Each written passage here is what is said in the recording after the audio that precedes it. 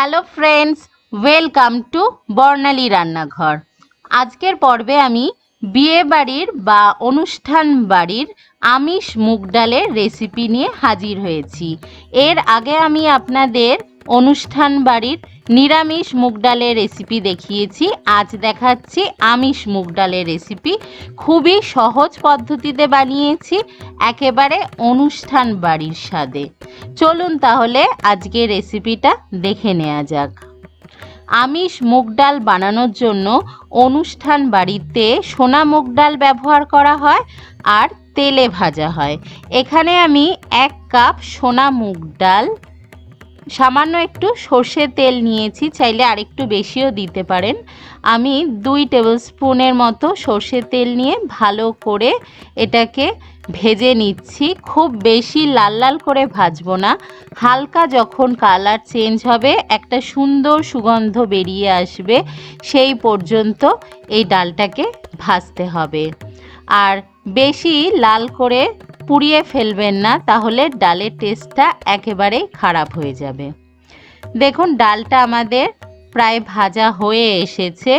এবার এই ডালের সঙ্গেই আমি অল্প একটু হলুদ গুঁড়ো দিয়ে ভেজে নেব, যাতে ডালের কালারটাও ভালো আসে আর কাঁচা গন্ধটাও ডালে যেন হলুদের না আসে। হলুদ দিয়ে ভালো করে ভেজে নিয়েছি। এবার এর মধ্যে দিয়ে দিচ্ছি আমি গরম জল, 2.5 কাপের মতো গরম জল দিয়ে দিচ্ছি। অবশ্যই গরম জল ব্যবহার করতে হবে, তাহলে ডালটা তাড়াতাড়ি ভালো সেদ্ধ হবে। আর এই ডালটা সেদ্ধ করার জন্য প্রেসার কুকার ইউজ না করাই ভালো, কেননা ডালটা বেশি গলা গলা হলে টেস্টটা খারাপ হবে। চাইলে প্রেসার কুক করতে পারেন, একটা হুইসেল দেবেন, আর না হলে লো টু মিডিয়াম ফ্লেমে ঢাকা চাপা দিয়ে ডালটাকে এমনভাবে সেদ্ধ করতে হবে। দেখুন ডালটা একটু আস্ত আস্ত আছে, কিন্তু ডালটা সফট হয়ে গেছে। ঠিক এই রকমভাবে ডালটাকে সেদ্ধ করতে হবে।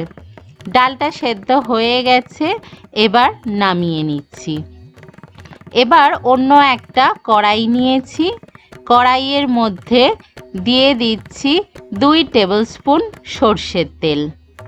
তেলটাকে খুব ভালো করে গরম করে নিতে হবে।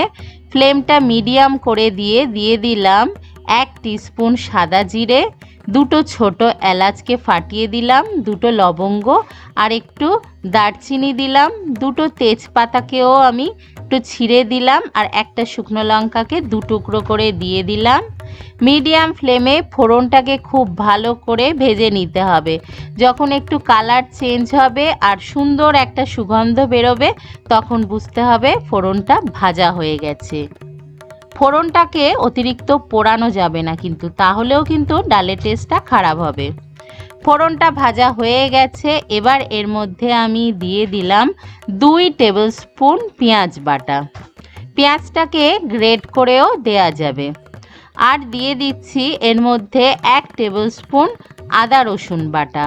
পেঁয়াজ আর আদা রসুন বাটাকে লো ফ্লেমে খুব ভালো করে একটু ফ্রাই করে নিচ্ছি, যাতে এর মধ্যে যে কাঁচা গন্ধটা আছে চলে যায়। পেঁয়াজ আদা রসুনটা ফ্রাই হয়ে গেছে।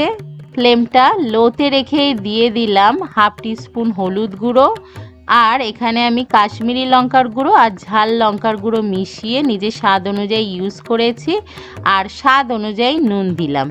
প্রথমে ডাল সেদ্ধ করার সময় নুন দিয়েছিলাম, হলুদও দিয়েছিলাম, তাই এখন নুনটা বুঝে দেবেন, আর হলুদটা একটু অল্প দিতে হবে। লো ফ্লেমে মশলাটা খুব ভালো করে কষে নিয়েছি। যখন দেখবেন এইরকম তেল ছেড়ে বেরিয়ে এসেছে, বুঝবেন মশলাটা ভালো করে কষা হয়ে গেছে। সেই সময় এর মধ্যে সেই আগের থেকে সেদ্ধ করে রাখা মুগ ডালটাকে দিয়ে দিতে হবে। আমি মুগ ডালটাকে দিয়ে দিয়েছি, আর 1 টিস্পুন চিনি দিতে হবে।